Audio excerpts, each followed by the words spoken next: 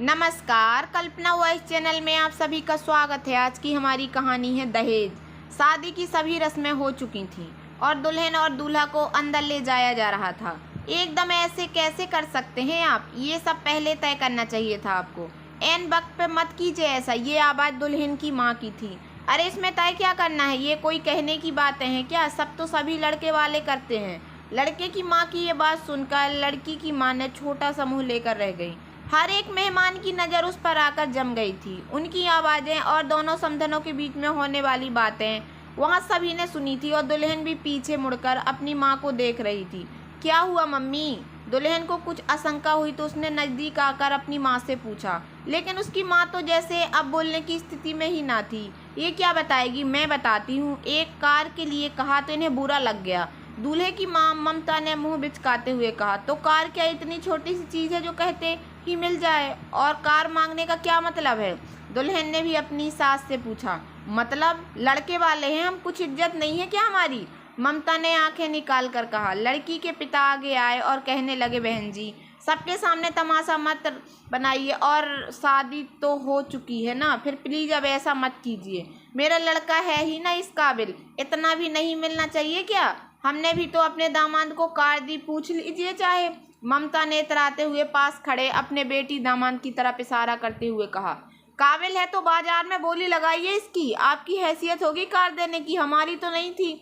अब बता चुके हैं। और क्या आदमी है ये आपका बेटा? आप हमारी बेइज्जती कर रही हैं, शादी तोड़ रही हैं और इसकी घिग्गी बंधी हुई है। दिव्या ने ममता से राहुल की तरफ इशारा करके कहा। और अब आपने आगे कुछ और कहा तो बाहर फेंक देंगे आप सबको। फिजूल की मांग आप कर रही हैं, हम नहीं देंगे, जाइए यहाँ से। दिव्या ने भरे मेहमानों के सामने गुस्से में दहाड़ते हुए कहा। दिव्या के पिता ने उसको चुप रहने का इशारा किया और फिर से ममता के हाथ जोड़ने लगे। प्लीज मत कीजिए ऐसा, इज्जत तो दोनों परिवारों की है। ब्लैकमेल मत करो हमें, समझे? अपनी लड़की को देखो कितना मुंह चला रही है। हम लग तो नहीं रहा कि इसकी अभी शादी हुई है। ये बोलने में इतनी एक्सपर्ट है। एक्सपर्ट तो मैं बहुत चीज़ों में हूँ, दिखाऊं क्या? दिव्या जो कि कुंग-फू सीखी हुई थी वो उसी अंदाज में आ गया। हे भगवान, अभी ये हाल है इस लड़की के तो आगे क्या होगा? चल राहुल यहाँ से चलो जल्दी, कोई शादी नहीं है। दूल्हे यानी राहुल की माँ ममता ने दूल्हे का हाथ पकड़कर खींचा। उसके पिता की तरफ देखते हुए कहा, तुमसे अलग से कहना पड़ेगा क्या? निकलो इन नीच लोगों के बीच में से। सुनिए, नीचता आप में है, हमें नहीं। शादी तोड़कर आप जा रही हैं दहेज की खातिर। जल्दी से जाइए, हमें भी आप जैसे लालची लोभी लोग नहीं चाहिए। पीछे से दुल्हन यानी दिव्या ने आवाज़ देकर कहा।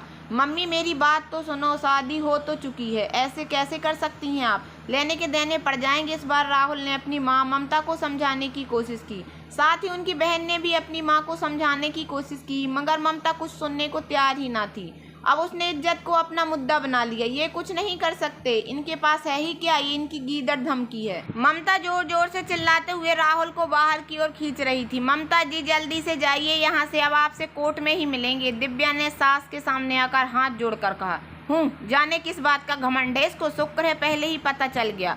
ममता जी बाहर जाकर कार में बैठ गई। अब चलेगा या तुझे यहाँ से फेंक दूँ?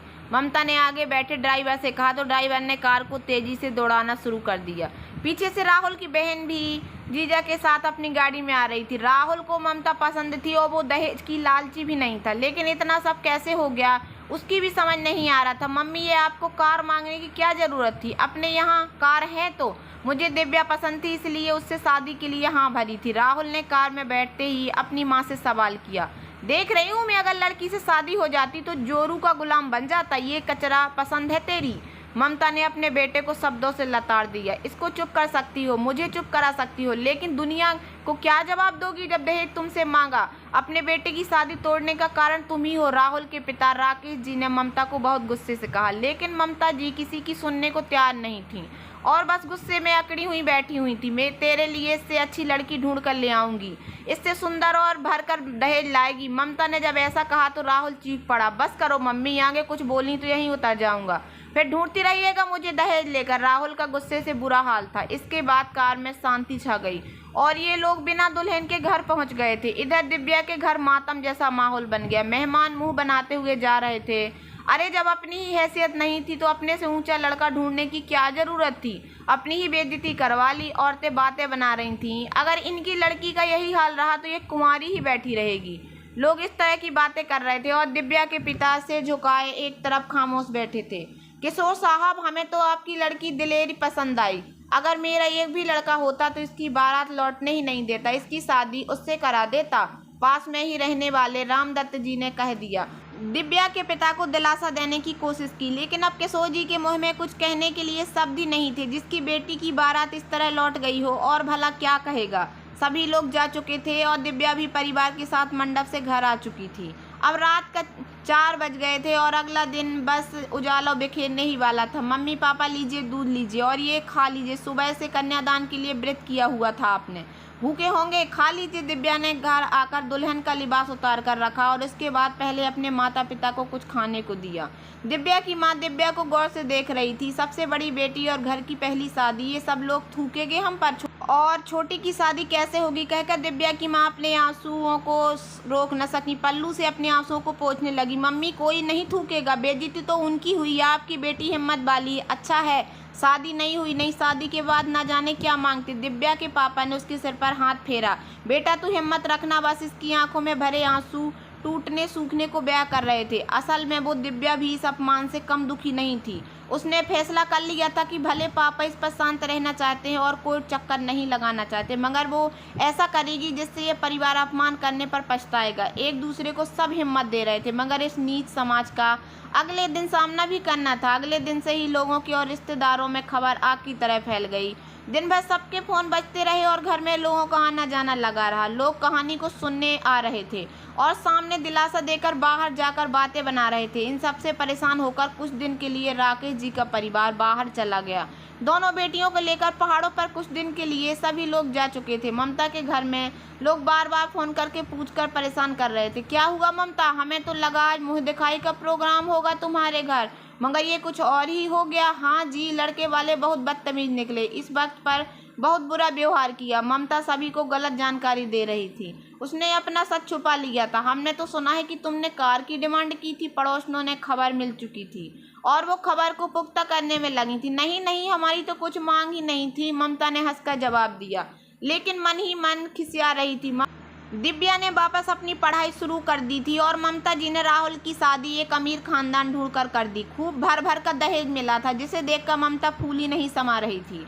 खूबसूरत बहू और गहने, कार, पैसा सभी कुछ तो लाई थी। सुहानी एक फैशनेबल आधुनिक लड़की थी, जिसे किसी भी चीज़ में पिछड़ना पसंद नहीं था। जरा सा दाग लगते ही कपड़ा फेंक दिया करती थी। महंगे महंगे कपड़े, परफ्यूम, डायमंड पहनना ही उसका शौक था। ममता पहले तो उसकी खूब तारीफ किया करती, मगर रोज रोज बहू का उसको नीचे दिखाना अब ज़्यादा होने लगा था। किसी तरह से 1 साल बीत गया था, लेकिन ममता की बहू सुहानी ममता जी से तंग थी और ममता उससे। दोनों एक दूसरे को पसंद नहीं करती थी दोनों। राहुल, तुम अपनी मम्मी से कहो कि इनकी फ्रेंड आए तो पानी उठकर दिया करें, या 24 घंटे का नौकर रख ले। मुझे आने जाने पर रोक पसंद नहीं, मुझे कभी किसी से मेरे घर में नहीं रोका। सुहानी ने राहुल को गुस्से में कहा। तो क्या हुआ, देर तक बाहर रहोगी तो यही होगा, बड़ी हैं। राहुल ने समझाना चाहा, मगर सुहानी ने सिर पर उठा लिया। खबरदार राहुल, अगर तुमने अपनी गवार माँ की तरफदारी की तो इसको कुछ पता नहीं है, मुझे रोकने चली है जो इतना सब लेकर आई, वरना तुम्हारे घर में था ही क्या। तुम तो मुझे ऑटो में घुमा देते, कार थी हमारे घर पर। तुम ज़्यादा मत बोलो, क्यों लेकर आई अगर इतना ही घमंड था। राहुल की आवाज़ तेज हो चुकी थी और राकेश जी के साथ ममता भी वहां आ चुकी थी। ओ मिस्टर, मैं लाई नहीं, तुम्हारी माँ ने मांगा था, इससे तो कहीं भीख ही मांग लेती। सुहानी का इतना कहते ही राहुल को बहुत तेज गुस्सा आया। उसने आगे बढ़कर सुहानी को थप्पड़ मार दिया। पीछे से राकेश जी ने आकर राहुल का हाथ पकड़ लिया। शर्म नहीं आती तुम्हें राहुल, बहू पर हाथ उठा रहे हो। राजेश जी गुस्से में राहुल को डांटने लगे। इससे आगे की कहानी आपको शाम 7 बजे मिलेगी। पूरी कहानी सुनने के बाद अगर आपको कहानी पसंद आए तो प्लीज़ मेरे वीडियो को लाइक कर देना। चैनल पर नए आए हो तो प्लीज़ सब्सक्राइब कर लें और ज़्यादा से ज़्यादा शेयर करना। धन्यवाद दोस्तों।